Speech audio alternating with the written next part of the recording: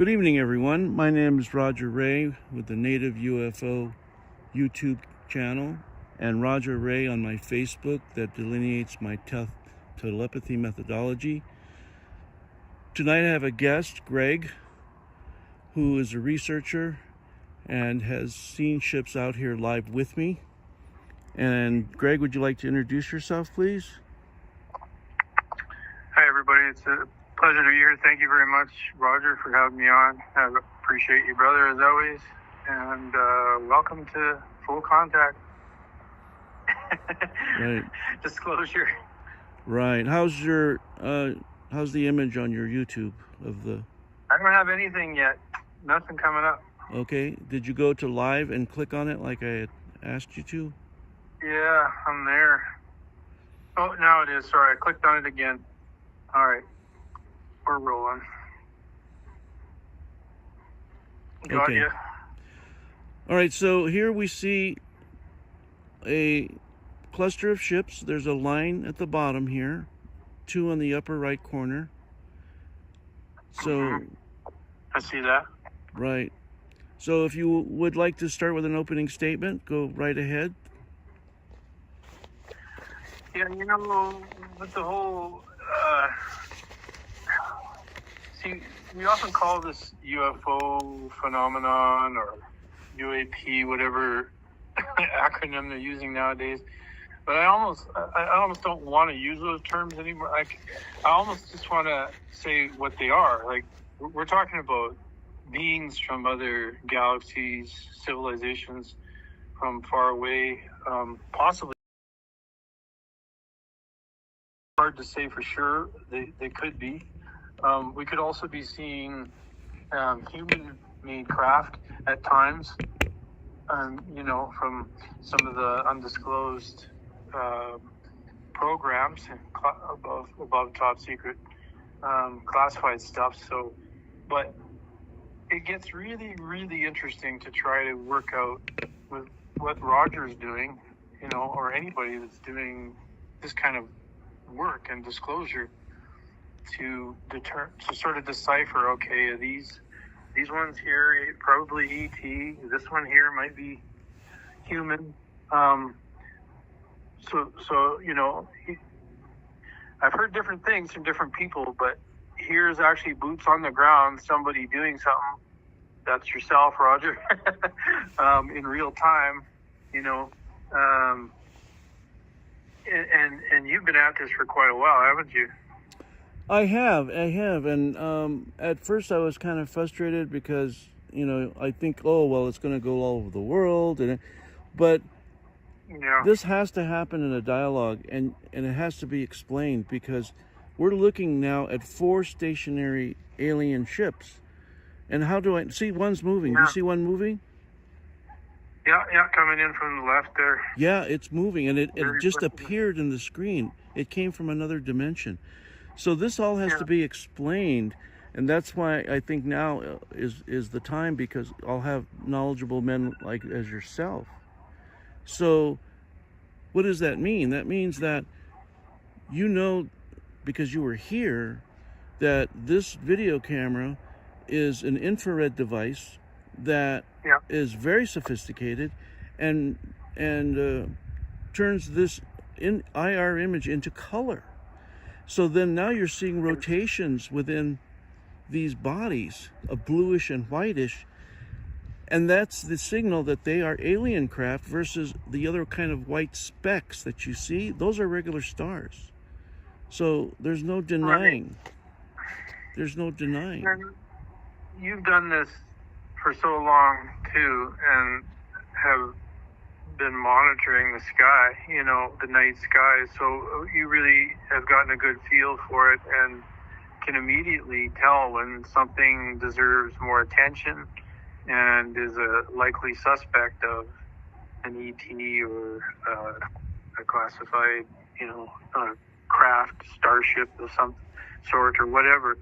And then I think you were saying maybe in your last video, or somebody was, that, some of these, they're actual beings, possibly. Like, that's their body that you see.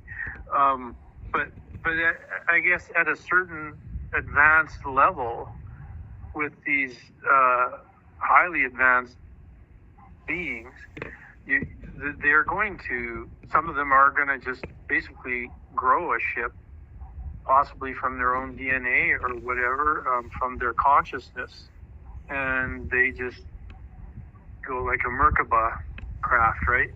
Right. That's a good point, because see, look, we're looking at a cluster of craft right now in Zoom, and there's very smaller ones that are orbs that are circling the larger ones, and those actually could be life forms that exit organic. Right, that exit the ship and come back into it. All of this is, speculative, obviously, but what I'm doing is I'm putting forth live, real-time data. We don't have to go try to justify if aliens exist or not. We're seeing them real time. So now the conversation can be more advanced. It could lead to speculations and notions, but we're at that door now. Disclosure is happening as we speak in front of us. That's what I'm trying to get across. There's no more waiting for it. We're seeing it right now. These ships probably are allowing me to do this, or some galactic console or something, because this was kept in secret.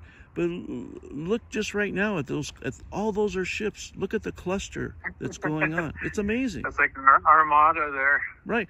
Because remember, Greg, when you were out here, there weren't that many. Do you remember?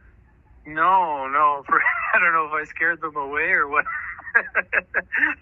But yeah, there wasn't a whole lot. We were finding some, definitely. I mean, and with your lens there on your camera, that's a pretty expensive camera. So I mean, it really, if they're there, you're gonna see them, right?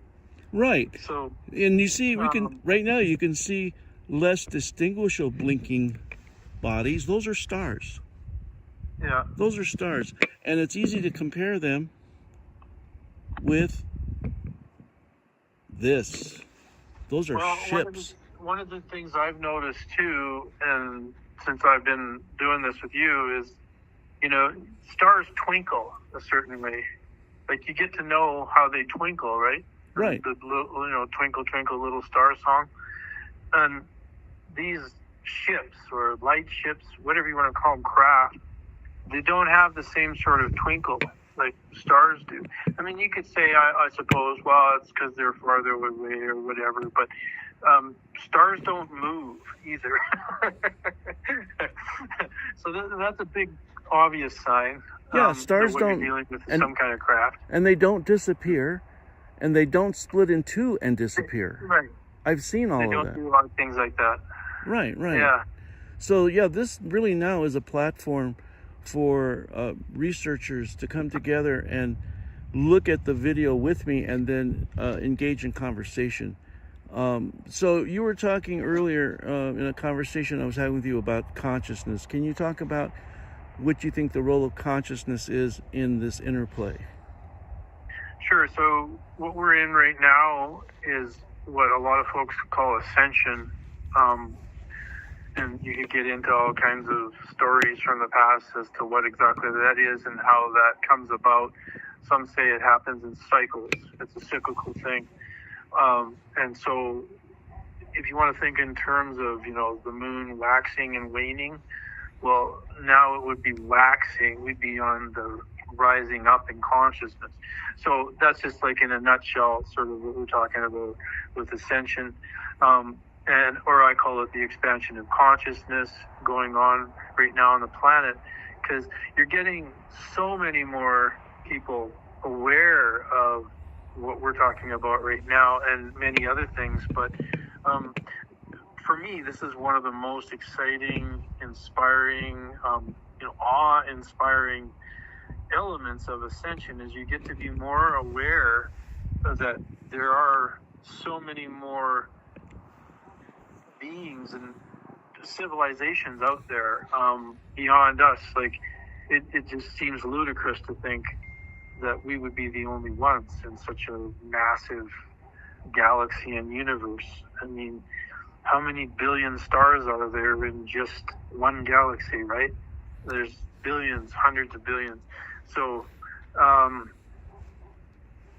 it's expanding consciousness where you become more aware of things, and you and at the same time it's actually it's like a rewriting and shaping of the whole nature of reality itself, of what is real.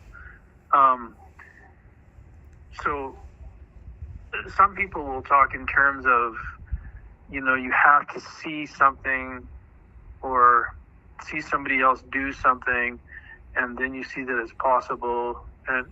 But okay, those are all just sort of surface level things that we notice and can observe. But when you really feel into this and look within, and you discover that your consciousness is expanding, and so it's actually allowing you to see. So, and you'll use excuses for, well, it's the reason is this or that, or whatever. But I mean, they have always been here, there, wherever they are, right? Right.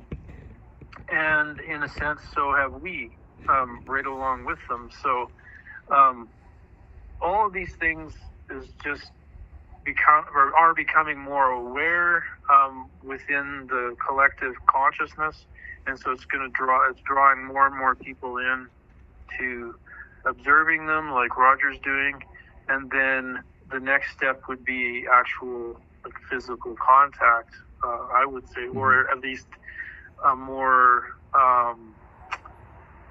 cognitive, or what's the term? Like actually communicating with them somehow, working out a way.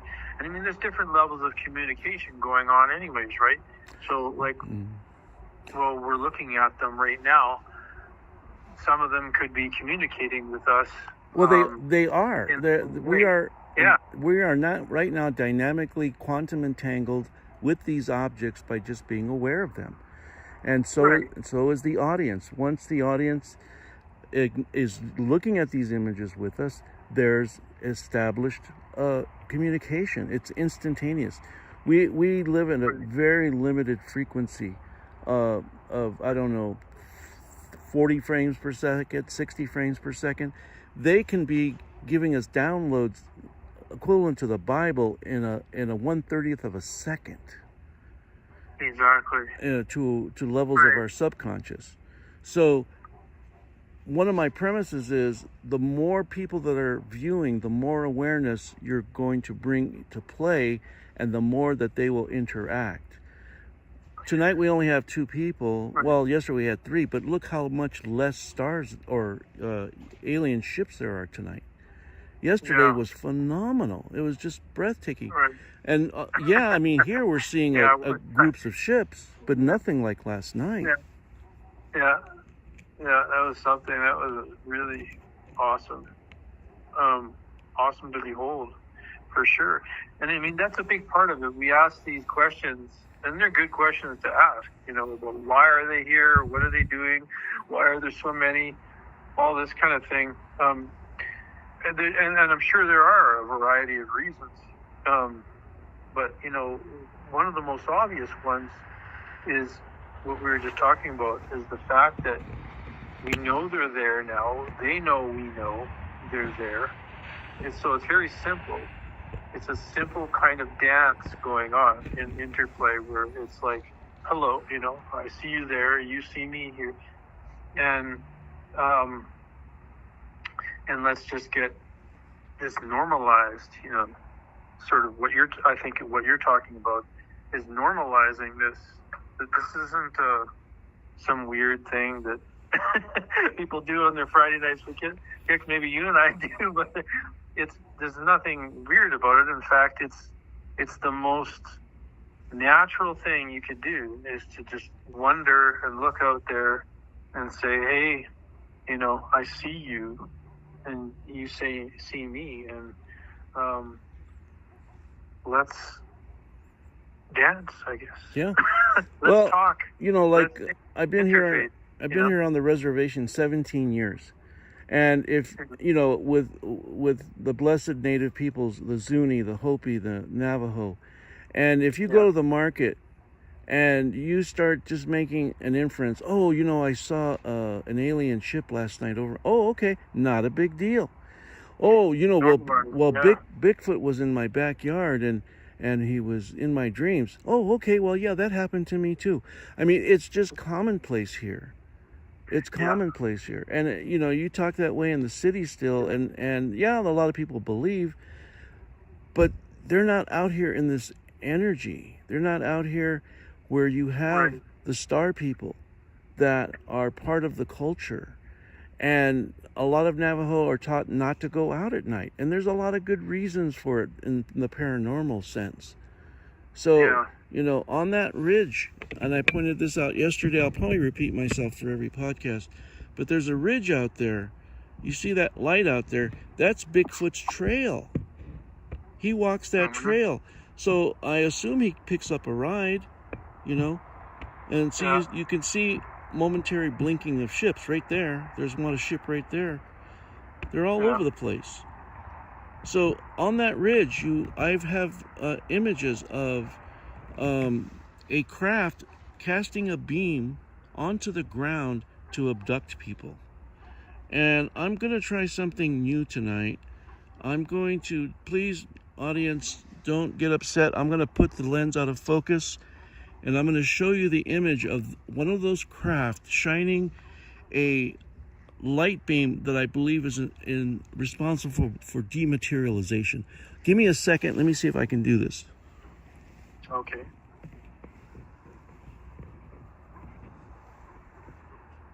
There. Can you see that? No, still not. Okay, there we go. Yeah, now we can see it. Yeah, that's one of those ships that has beamed down onto the ridge a dematerializing beam. No one has this image either. I took this myself with my iPhone at a distance, but it was huge. A really big, like, wide, like, frame of light there. Yeah, I want us to have a balanced conversation, but there were 3 co-workers that have been abducted here. And one of them, the last one, it was very traumatic. And so this beam of light that you're seeing has abducted many people here. And so he has a, smart guy, background in psych, solid person. And he said they took him on the ship and they showed him Adam and Eve. I'm like, and he goes on with this elaborate story. And what he described was this huge aquarium that there were 2 humanoid aquatic beings swimming inside of it. And they were looking at him. They were intelligent. That was their habitat.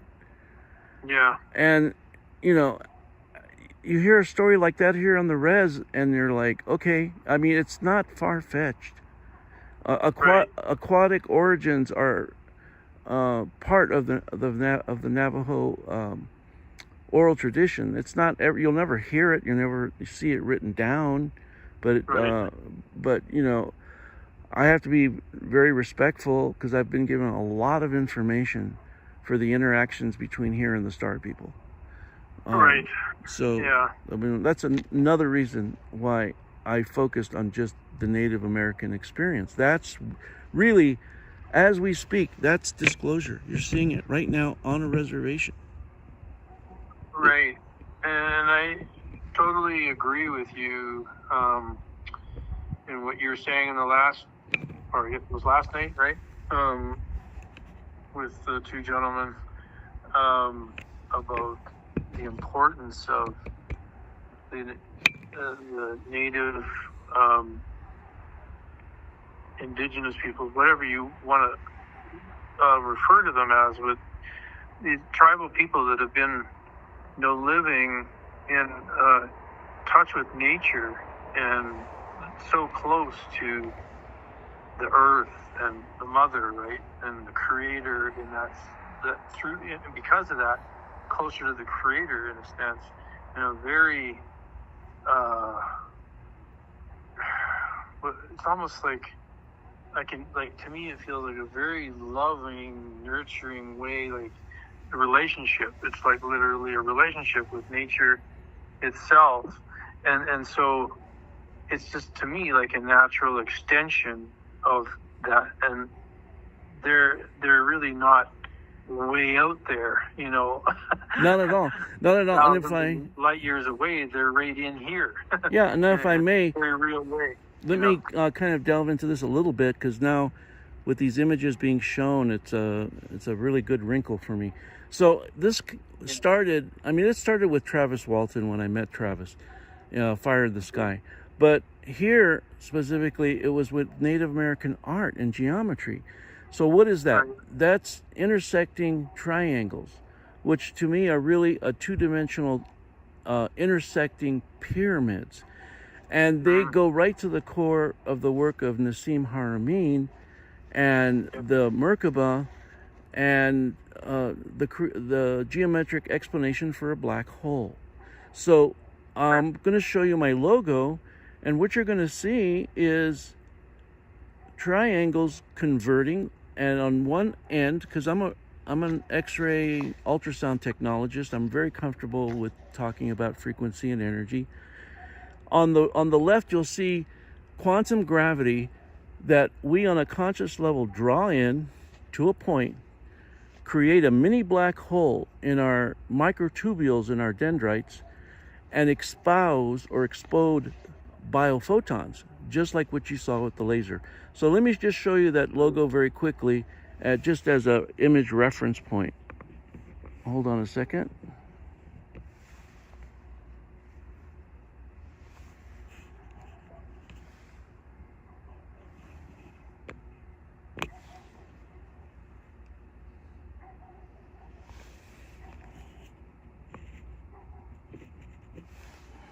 Yeah, it's a bit out of focus yet, but oh, there you go.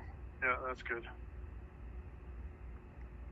Right, quantum gravity and photons on the right. Right. So the logo itself is the origin of everything that's happened to me, because it encompasses this native art that then really translates to quantum physics. What does the little squiggly line underneath represent? Or what does that mean? It's a waveform. It's a thought wave. Oh, I see. Okay. That's structurally supported by what I call the tetrahedral array, and it's a geometric shape that I extracted from the middle of a Merkaba, or what's called the cube octahedron. And I will show you. Let me just really briefly show you that image, because this is part of what I'm doing. I'd like to train the audience to become telepathic. Right. Tell me when you see it in clarity.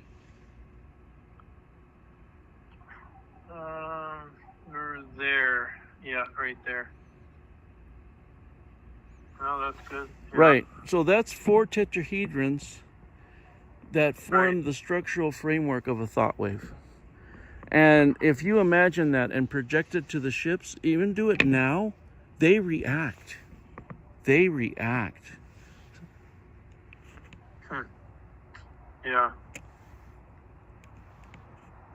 Because they're speaking telepathically. Because they speak geometrically.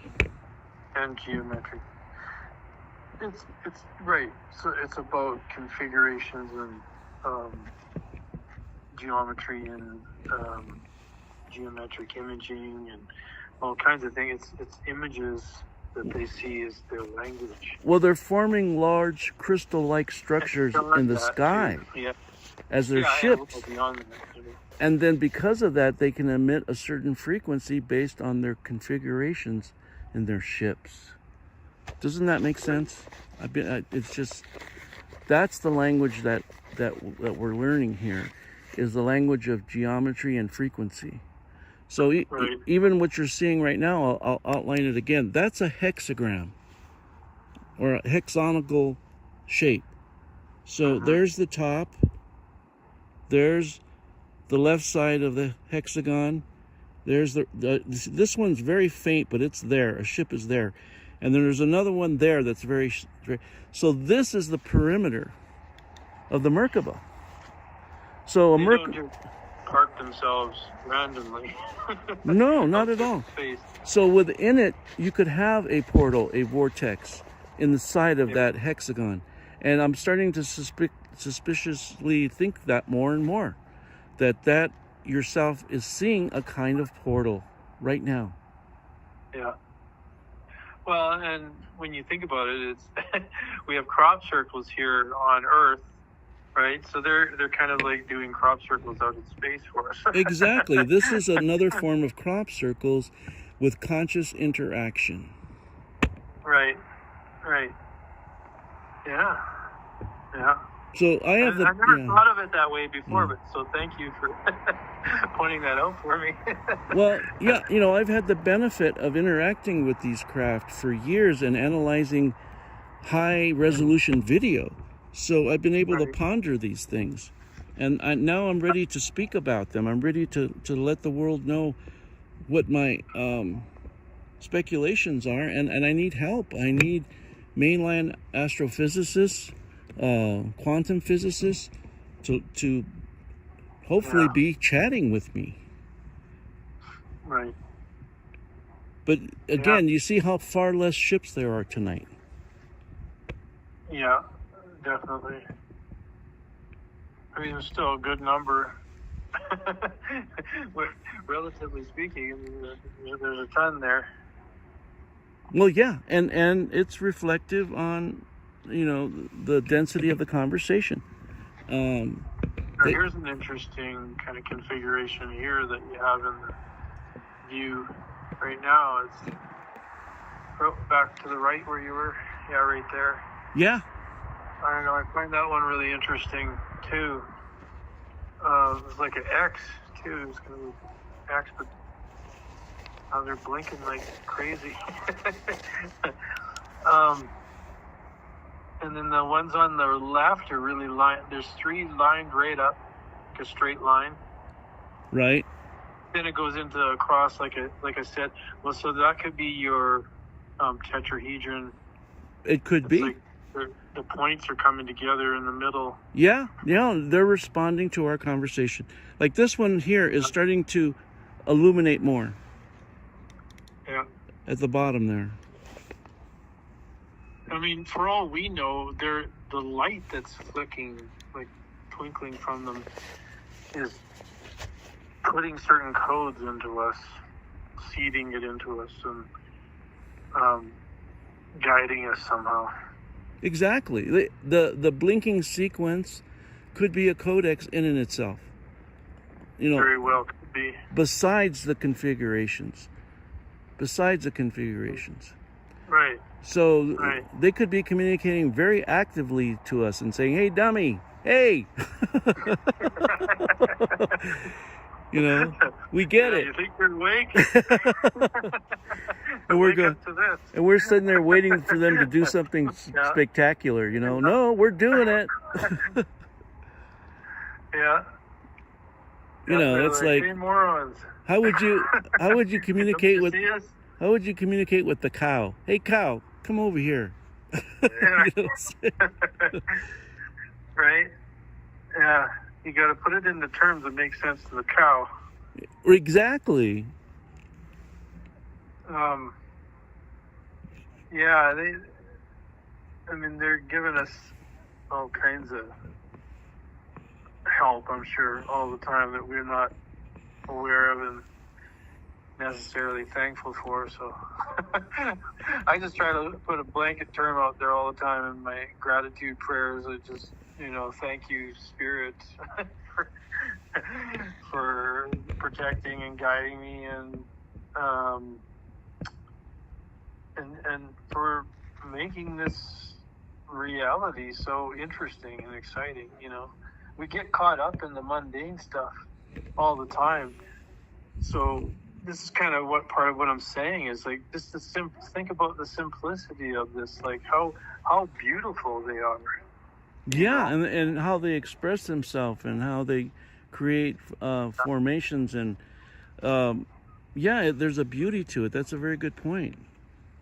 Like I mean, yes, I'd love to talk to them and everything, but I just want to show them love and gratitude. That thank you for showing up and hanging out there for us to see.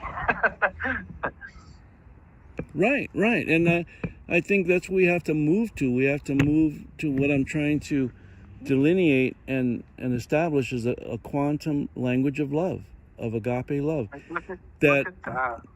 Look at that. Yeah. That's the common speak between all religions. It's about just loving each other. Right. Yeah. And it's just gratitude for each other that you exist. Right. And I do that as part of my telepathy, is I project love because it's the center of the Merkaba, which is the light body, which is, Right. agape love. So it's a truism in and itself geometrically and in terms of quantum language. So that's what I encourage people, is to project love to these things. Now, if they disappear, then maybe you didn't want to meet them in the first place, Yeah. But if they glow and they become more interactive, it's like, okay, maybe these guys are okay. Well, and let's face it, friends of mine joke, that, well, when aliens are passing by Earth, they close their windows, and speed up because we have a lot of hostile beings here. So the more we project love out to them, the more they might not want to speed up, and roll up their windows and just kind of hang out with us and say, hey, there's not so many nasties down there after all. That there are ones that are just wanting to reach out and hang with them. And then, like, as you know, and talk about a lot, and I'm on the same page with you, is the whole starseed topic, and how they're actually aware of family here that they put here on the planet. Well, yeah, and that was the best ways to do this whole process of ascension from the inside out. Exactly, Greg, you hit on the nail. I mean, my audience is starseeds, and Right. I'm hoping that just watching these configurations and having interaction through media, that an activation process happens. So that's really my focus, is to activate starseeds through this telepathy and exposing them to. That one moving by on the top of the screen? That one went by pretty quickly.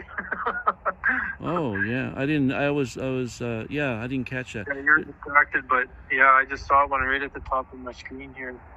Just zip right across. I mean, he was gone across the whole screen in about, I'd say, 2 seconds. Well, look at the one down there by the telephone pole wires. He's moving. You see him? Yes. He's moving very slow. That's another one right there. Above the line there, you mean? Yeah. Above the wire, yeah. Yeah, that's it. But Yeah. all right, my friend, please give me a good summary statement. I really like your warmth and I like your projection. That's why I wanted you to have a podcast with me. Give me a closing statement. Well, mostly I just want to echo what you've already said, and I totally agree. That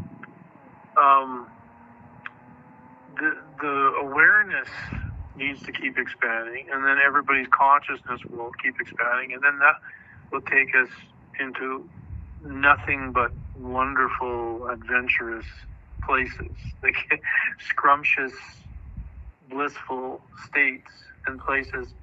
I mean, really, let's get down to the core essence of everything. Like, what do we all really want, right?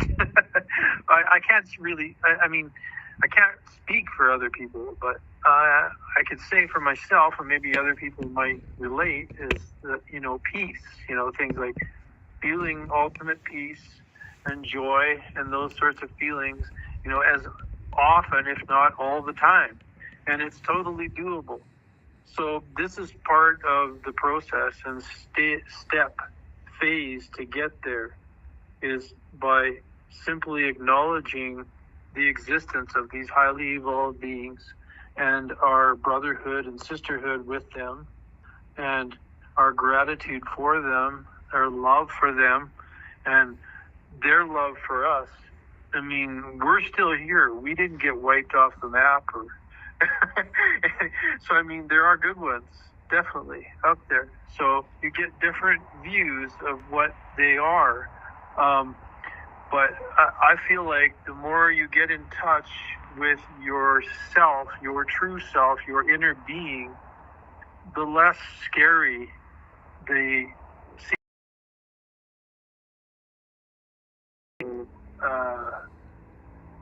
dangerous, whatever they may be. It's really, the way I put it is the most dangerous beings in the universe are right here on the planet. Okay, sure, there can be what people call Draco or reptilians or whatever, but I mean, there's a lot of humans right here, as I mentioned, doing, not the most benevolent things. So, without getting into that too much more, I just, we'd like to sum it up by just saying we need to all just sort of come together in this awareness at the same time that these are our star family, that we're a part of the whole solar system, the galaxy, you name it. We don't have to just look at ourselves as this little microcosm in space. Yes, it's important to look inward, but to realize that it's kind of like, you say, like a quantum entanglement going on, where they are going to show us more of what we are and who we are by observing them and making contact with them, communicating as much as we can. The more we talk to them, it's just like people talk about with prayers, and meditations. The more you talk to God or gods or spirit, whatever you want to call it, the more you will feel it and experience the reality of who you're talking to, and because they just will naturally want to show you and help it unfold in your personal experience, even though you'll still experience it in your own unique way. But this is how it all comes together collectively. Then we'll all start having these unique personal experiences and say, hey, what did you see or experience? And it's like, well, I saw like a craft land over there. This, 3 beings popped out, waved at me, and then somebody else like, no, I didn't see anything like that, and I felt this. And so everybody's experience is valid and beautiful. Right. Oh, very well said. Thank you so much for that. I'd like to just say in closing as a response that, the advantage of doing 150,000 CAT scans is we're all clones of each other. We are so much more alike. It doesn't matter race, creed, color. You can't tell that under a CAT scan. So that's the truth. And the other truth is we are all connected through quantum entanglement. All of us. And one. We really are one. We are really one. And that's part of this process that we need to go from this particle-based separation that we have to name everything to a place of consciousness where we find instant commonality. And that's what our task is into becoming part of the galactic family. So anyway, thank you again tonight. Thank you, Greg. It was, I think, a wonderful conversation. We saw some really good ships tonight, I think. And I encourage people to go back and view this video without any sound. And you're going to see a lot of different phenomena that we're not commenting on or not seeing. These videos are actually a learning curve for quantum physics. So with that said, again, thank you, Greg. Thank you, audience. And I'm doing this a lot because there's a lot of things I need. A lot of things to come out, and I need top people, and every day I need everybody to participate. Boots on the ground. Boots on the ground. All right, man. I love you. Take care. Are you there? Hold on.